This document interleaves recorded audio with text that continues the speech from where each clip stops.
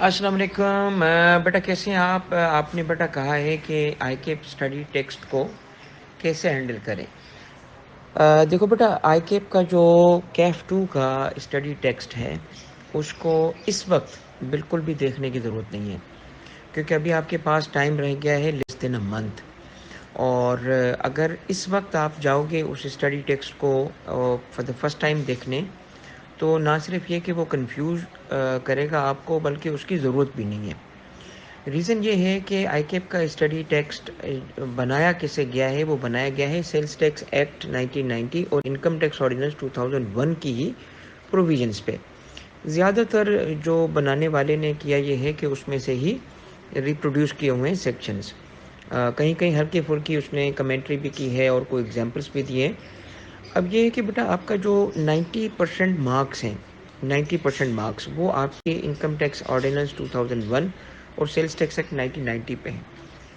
10 marks I cap ने allocate किए हैं चैप्टर 1 to 3 पे, जो कि जनरल नेचर के हैं, जो लॉज नहीं है, जो कि इंट्रोडक्शन टू टैक्सेशन, एथिक्स और कॉन्स्टिट्यूशन है। कॉन्स्टिट्यूशन अलबत्ता लॉ है, बल्कि मदर ऑफ ऑल लॉज है।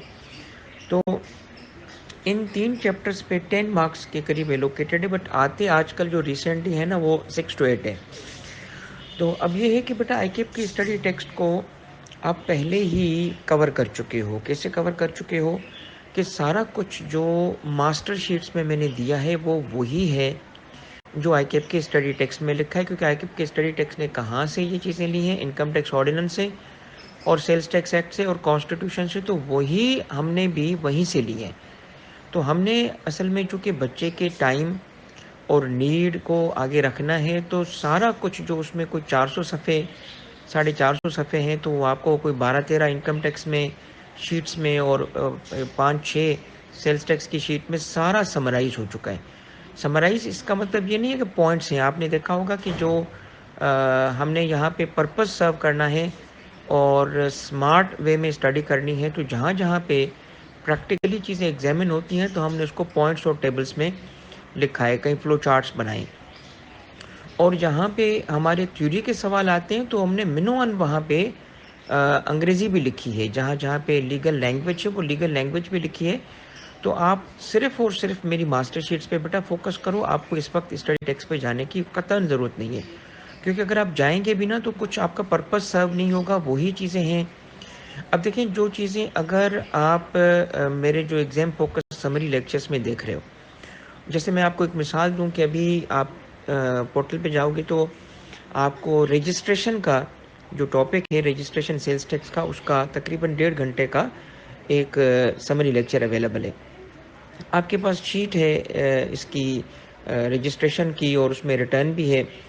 तो आप ज़रा उसको देखो और आई कैप की बुक को उठा के देखो। आई कैप की बुक जब उठा के देखोगे तो आपको रजिस्ट्रेशन की जो वहाँ पे उन्होंने तो पूरा का पूरा छाप दिया है। चलो उसका भी कोई मकसद होगा, मगर बात यह है कि इस वक्त जो आपके पास टाइम है उसको ज़रा एक तरफ देख लो। वही चीज़ें आप वहाँ पे जब पढ़ने की कोशिश करो कि आपको कम से कम 2 से 3 दिन लग जाएंगे सिर्फ समझने में कि लिखा क्या है, और उसको उसके बाद उसको रिटेन करना। तो बजाय कि 2 से 3 दिन लगाएं, आप 1.5 घंटा लेक्चर को सुने, उसके बाद अगला आधा घंटा जो है वो रिवाइज करें उसी शीट को। तो 2 घंटे में जो आपने काम अचीव कर लिया वो 2 से 3 दिन में वहाँ से अचीव होगा। तो बिल्कुल भी बड़ा अक्लमंदी नहीं है।